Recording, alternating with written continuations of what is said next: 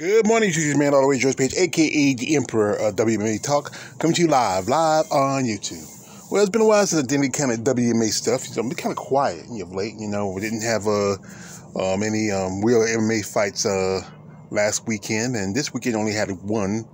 I listened to it. I know one guy WMA active a commentary thing about it, on his channel.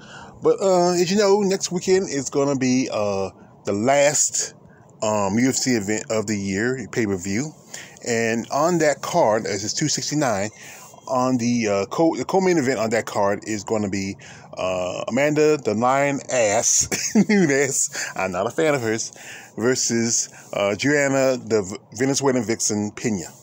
And this is going to be a pretty good fight. My fingers are crossed for Juliana. I mean, if she can really pull it off, she can pull it off, but not we got to stick with the lion ass one more year, or it's a little longer, depending on where she want to retire.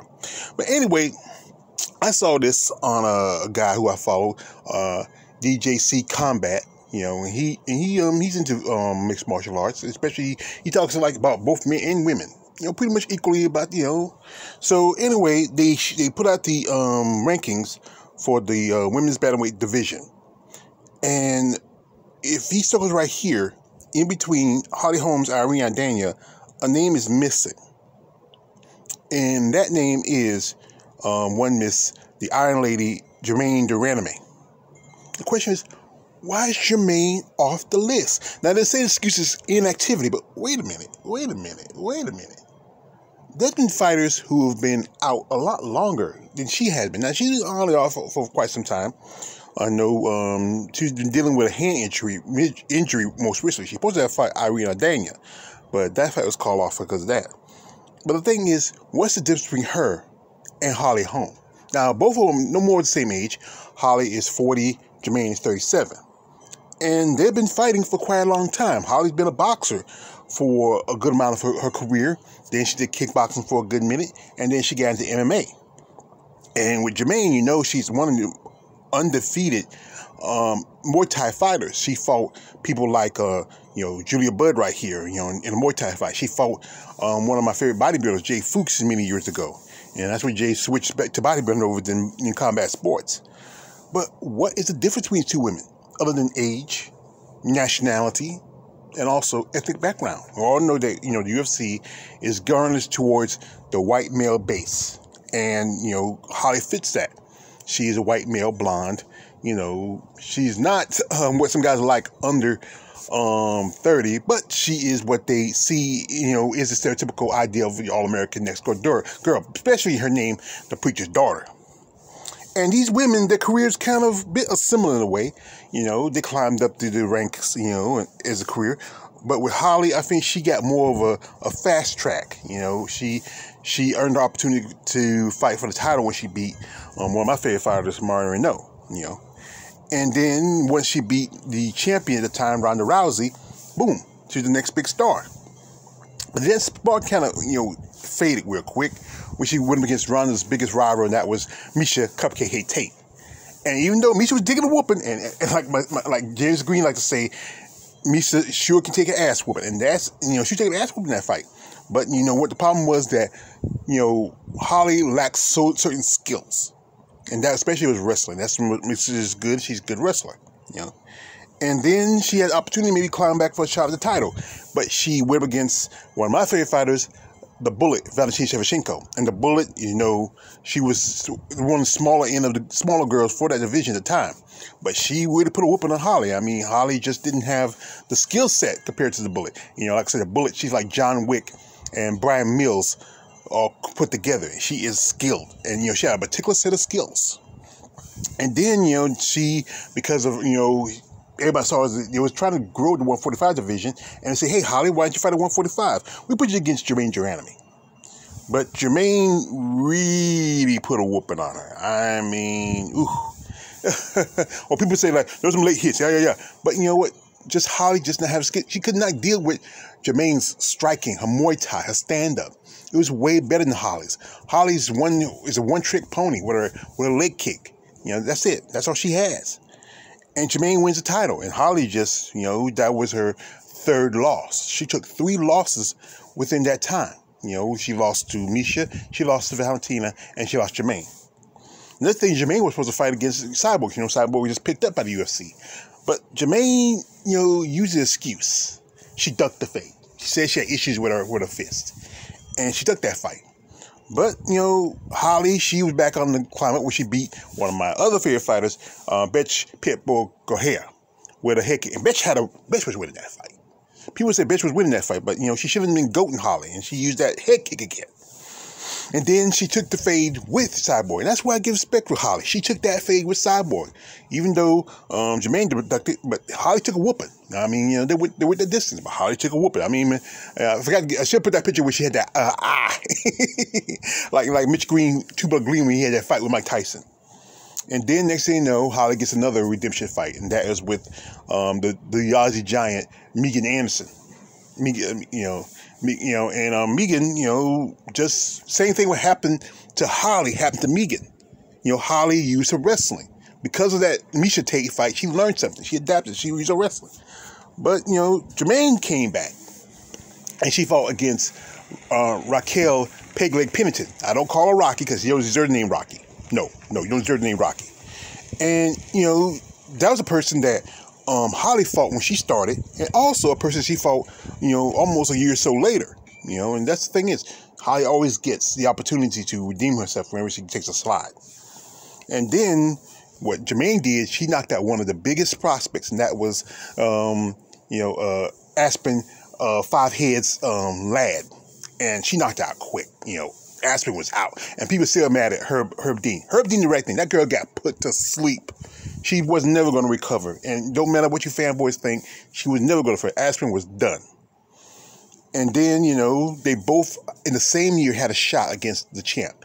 That summer of 2019, Holly got a shot at Amanda Nunes. And Amanda took it out with that head kick in the second round. And that's just bad. Your signature move, you got taken out with. That's sad. And Jermaine, well, she just... Even though this was the second time she fought Amanda Nunes, he didn't approve. Even though Jermaine had the better stand-up, it was just that Amanda's, BJJ weren't out. And, if they kept it standing, I feel like Jermaine would have won this fight. But, it's just her ground game is lacking. But, it's just one of these things, I mean. And then later, next year, they both get to fight on the same card against two upcoming. Yola Pena. It was her second fight after her return from after she had a daughter. And, Ariane Daniel, as you know, who knocked out the top prospect at the time, Caitlin Vieira. Caitlin Vieira, sorry. But, this was just an opportunity for these two ladies to climb back up in a title shot. Maybe bounce back for both of them. And, and Julia, originally, Juliana was submitted in that fight, and then again, Jermaine fights, had to give a opportunity to fight an opponent that Holly had fought, and that was Ariana Daniel. But something happened, the issue was the hand came up, and this time, she had to miss this fight. And this is the excuse they used to take her off the rankings, even though, she'd been having problems with hands, and she got it corrected, but it's going to be a while before we see her back. And that's what the reason they used to take her off the rankings, because of the hand injury. But you think about it, Holly had two fights she missed. She was to fight Norma Dumont, and she was to fight Juliana Pena. And injuries. And I think the problem is Holly is 40 years old. Holly has osteoporosis. That's the old person's brittle bone disease. And Holly is 40. And, and all the years of being a fighter is taking wear tear on her. But then, let's look, this is a good example of this, of how, depending of your content, but your complexion gives you bias. Like, Felice Herrick and, Joanna Bojangocek. She'll probably like people call Bojangocek, but that's what it is. But, how these two women, who have not been fighting actively for almost maybe a year. As you know, Joanna, her big thing was the fight between her and Weili Zhang.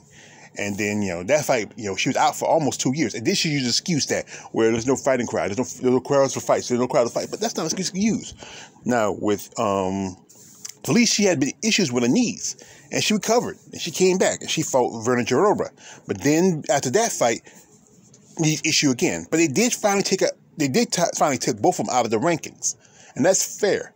But they were in the rankings too long, to be not be taken out. But then look at this good example. This Tatiana Suarez. Tatiana was up and comer, but because of injury, she had to sit out, especially dealing on your neck. And your neck is the most important part of your body. You need it to move your head, your shoulder. You need it to just everything use. And especially with her issue, she dealt with cancer. She's a cancer survivor. If anything, she should get more leeway for that. And then she had the opportunity to come back, fight against Grandma Roxanne Modafferi. But now, because of another injury that happened during training, she's out. And then what they did, they took her out of the 115 rankings, and that's why she was fighting the 125 against Roxy. But we're hoping to see Tatiana. I think she's a great person. I reach out to her every now and then on social media. I tell her how she goes, she responds, and she's a beautiful girl. I am honest to tell you, she is a beautiful girl. Guys, I'm surprised some guy hadn't snatched her up and made her a baby daddy or baby mama. And then people talk about Marion, how old she is. But Marion has always been an athlete, always been good and fit. But she's never been a fighter for only for a short time. And and even like I said, my man coach said, Father Time eventually gets to you. So that's what about Holly? Holly's 40. She's only maybe 2 or 3 years younger than Marion. Why ain't anybody call her old lady? And Jermaine's only 37. So what's the excuse? Can't use the age excuse. If one woman just no more older than the other, so what's the excuse? But we all know that Holly has been fighting too long. She's been a boxer for over nearly 20 years. Been doing other combat sports and been MMA. Her time is done, and at 40, especially for a woman, and especially been in combat sports for maybe nearly 30 years, it's time for her to sit out and think about her future.